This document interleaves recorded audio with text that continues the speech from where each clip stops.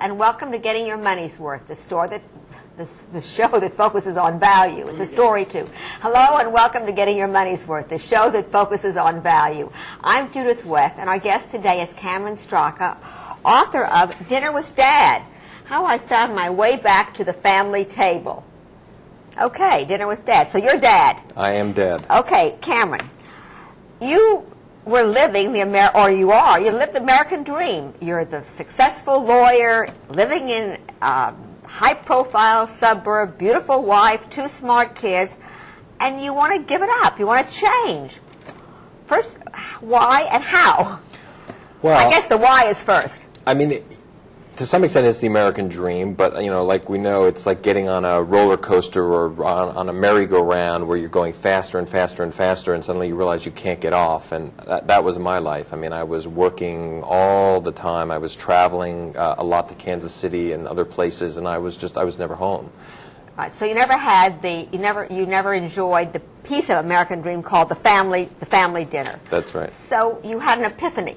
Right, and the epiphany was, I got to get myself back together with my family. I cannot. Were they complaining? No, that's the funny thing. I don't think they knew. They weren't complaining. They seemed, maybe they missed me. They weren't sitting around crying that I was gone, but I missed them.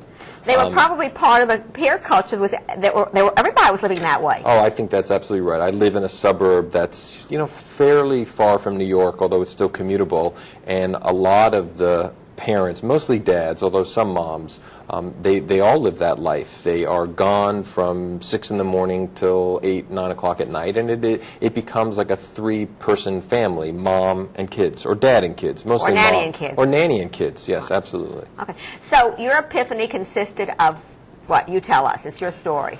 Well, I decided I had to get myself home for dinner. And no matter what I was doing that day, I would not only get myself home, but I would actually cook dinner, at least on half of those nights. It was a sort of practical consideration. I can understand why you might have wanted to be home for dinner, but why cook it? Why did that become so important to you? Well, I always enjoyed cooking. I met my wife in Iowa City when we were both in graduate school, and cooking together was something that we did and something that we both enjoyed. And I mean, neither one of us are great chefs, but there's something sort of tactile and zen-like about just sitting around the kitchen and preparing food. And also, it's a love. Yes, yes. You make food for somebody, you feed them, it feels nourishing, it feels like love. It feels like you're showing love. That's right.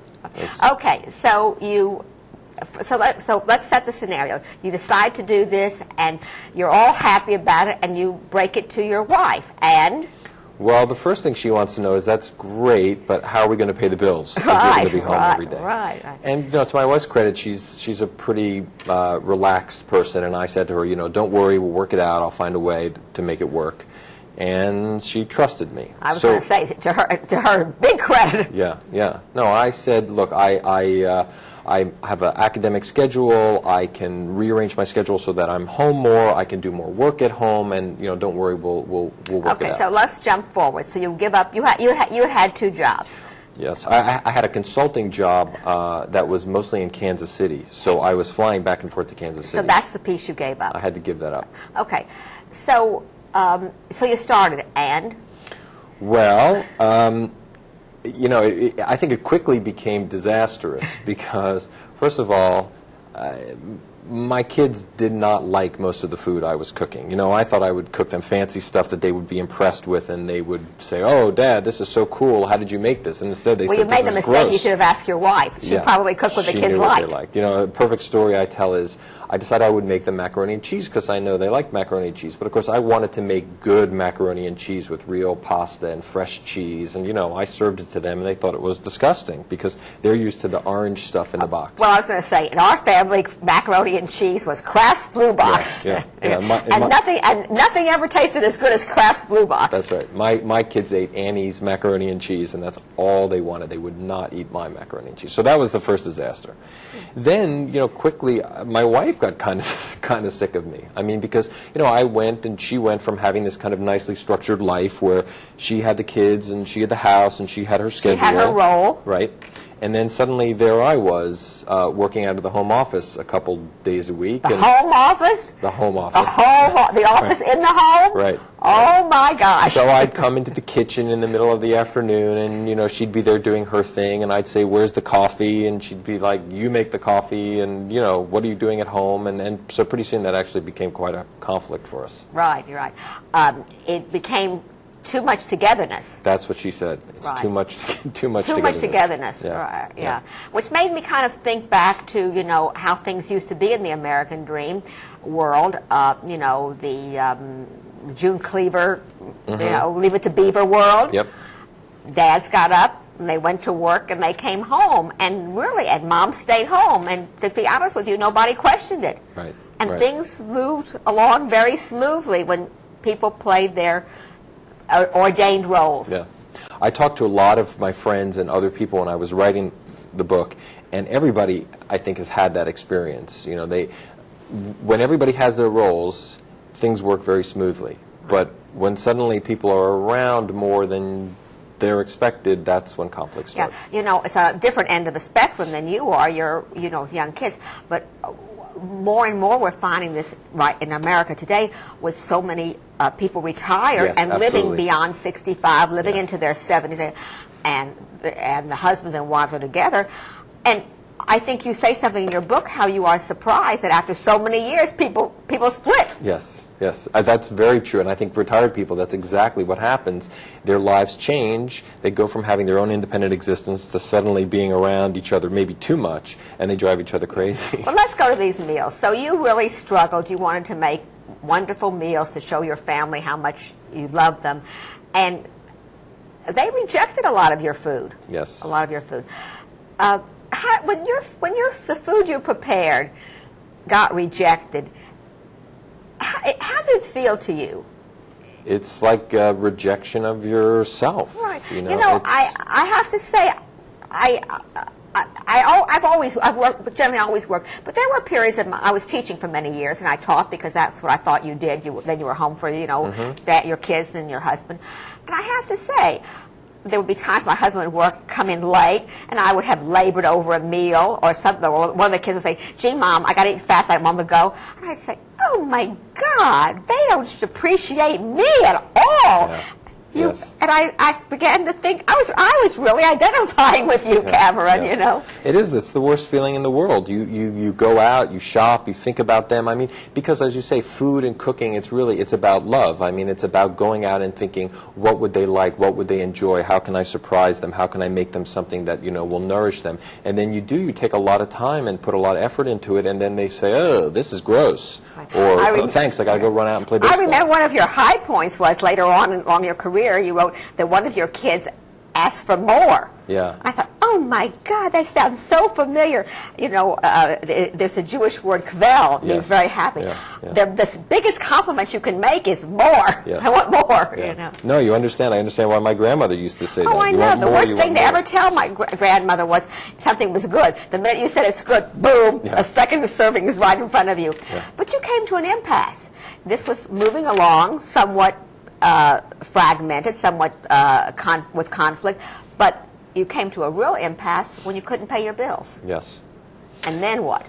Well, you know, I wasn't as smart about it probably as I should have been. I had to get out of this situation, working too hard, and there was a period, maybe 5 or 6 months into it, where I started having to pay my mortgage with my home equity loan, and it got kind of scary.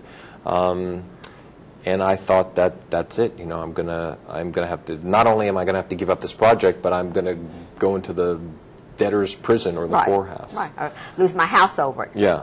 So But fortune did make a turn with you. It did. I'm lucky enough that I was trained as a lawyer. I teach at a law school, but I was able to get more work on my own as a consultant, and you know, I was able to sort of just tread water and kind of stop.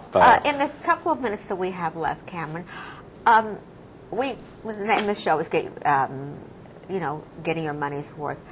What did you get from this? What did you get from this? It was like a 10-month. It was like a 10-month Yes. project where that was the focus. What came out of it for you? I think that I, first of all, learned patience learned how to be patient, and learned that patience was necessary when raising kids. I learned a lot of things about my kids that I didn't know about them before. You know, the things that they like to do, the way that their friends, who their friends were, what they did in school, what they didn't like. And what about your wife? And I think I came to appreciate how hard it is to be a mother and raise children and raise a family. Yeah. For anyone that might be contemplating such a career change, what is the single most important thing to focus on to make it work? Patience. Patience. Yeah. What? Who? The person who's making the change, or the whole? But everybody. I mean, you know, for example, for me, I think if I could have kept my cool a little better when my kids didn't want to eat something, that would have been. And what about your family? How did they get a new appreciation of you from this, Cameron? They did. I mean, at the end, I talk about, for example, I came up with I made about 80 different meals.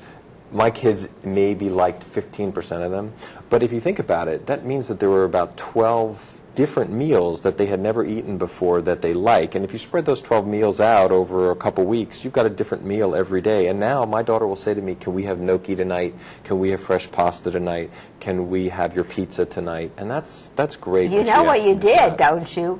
After you turned your kids into Frankensteins for whoever they marry, like, oh my God, they're going to be used to such good cooking. Can my we have? dad did this. Right. Well, that should be the worst. That should be the worst thing. I hope so. Well, it was a wonderful book, Dinner with Dad. It made me think back to, though I have to say, some of my family dinners, I remember getting disciplined all the time. I'm not so sure that some of these family dinners are as good as they sound. Yeah. But you guys came through it very well, Dinner with Dad. And it was a very good book, and I admire you for having the courage to live up to such a commitment. Thank you very hard. much. Thanks for being on the show. Thank you. You're listening to Getting Your Money's Worth. I'm Judith West. For more, watch MoneysWorthNYC.com.